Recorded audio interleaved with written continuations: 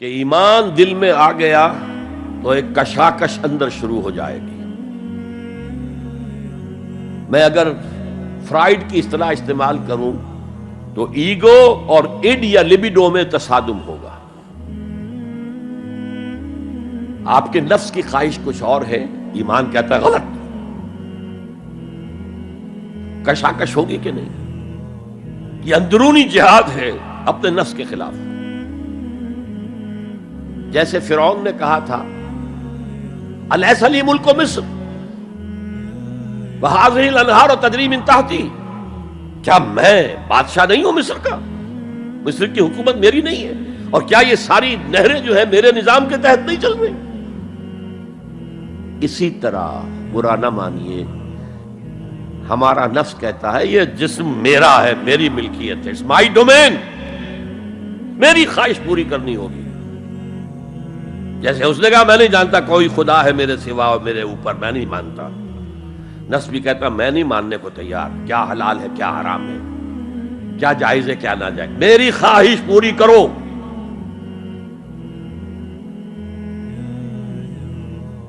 اس کے خلاف جہاد،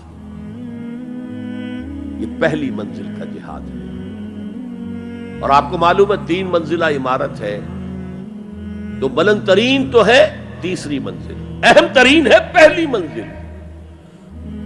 پہلی منزل بنے گی تو دوسری بنے گی، دوسری ہوگی تو تیسری بنے گی نا. پہلی منزل یہ ہے اور اہم ترین یہ ہے. اسی لیے مولانا روم نے کہا نفس ماں ہم کم ترس فرعون نیست، میرا نفس بھی فرعون سے کم نہیں ہے، لیکن ایراعون نیست، اس کے پاس لاؤ لشکر تھا. اس نے زبان سے بھی کہہ دیا تھا انا ربکم الاعلی، میں ہوں خدا.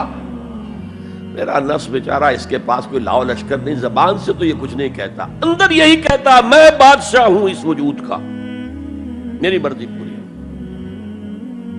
اسٹرگل اگینسٹ دس بیسر سیلف، ایک سیلف ہے اونچی سیلف، خودی، انا، ایگو، اور ایک ہے یہ بیسر سیلف، حیوانی جبلتیں جو اندھی بہری ہیں، جو حلال اور حرام سے انہیں کوئی غرض نہیں ہے، ان کے خلاف جہاد کرنا. آپ نے فرمایا صلی اللہ علیہ وسلم المجاہد من جاہد نفسہ، اصل مجاہد وہ ہے جو اپنے نفس کے خلاف جہاد کر سکے. تمہارے اندر یہ دشمن تو بیٹھا ہوا ہے، تکڑا ہے، تمہیں کنٹرول کر رہا، چلے آؤ باہر کے دشمنوں سے جہاد کرنے کے لیے. تم نے ٹانگے کو گھوڑے کے آگے باندھ دیا. اور ایک دفعہ حضور سے پوچھا گیا ای الجہاد افضل یا رسول اللہ، اے اللہ کے رسول سب سے افضل جہاد کون سا ہے؟ فرمایا ان تجاہد نفسک فی طاعت اللہ، اپنے نفس کے خلاف جہاد کرو، اسے اللہ کا مطیع کرو. یہ جو اندر کی کشمکش ہے، کشاکش ہے، یہ جہاد فی سبیل اللہ کا نقطہ آغاز، اللہ کا مطیع بنانا ہے نفس کو. اس کے ساتھ 2 سب لیول اور ہیں.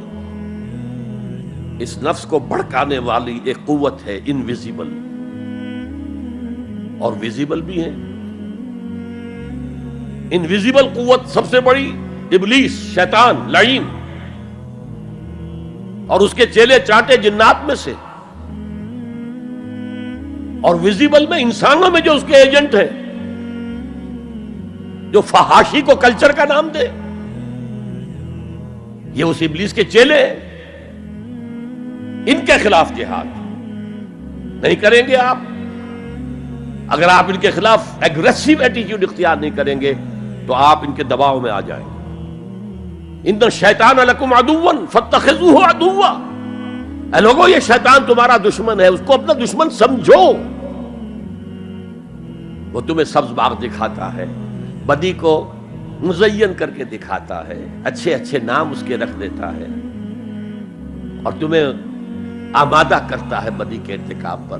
نہیں، وہ تمہارا دشمن ہے.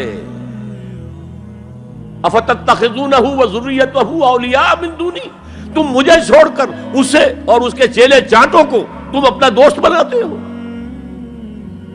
نہیں، شیطان کے خلاف جنگ کرو. اور تیسرا اس پر سب لیول کیا ہے؟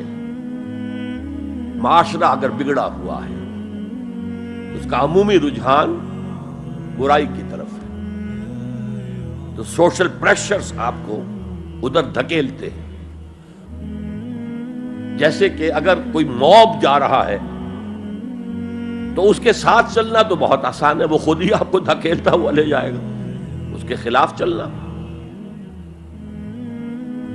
بہت مشکل کام۔ ہو سکتا ہے آپ بڑی زور لگا کے 4 قدم آگے بڑھیں، پھر کوئی ریلا آئے 10 قدم پیچھے لے جائے۔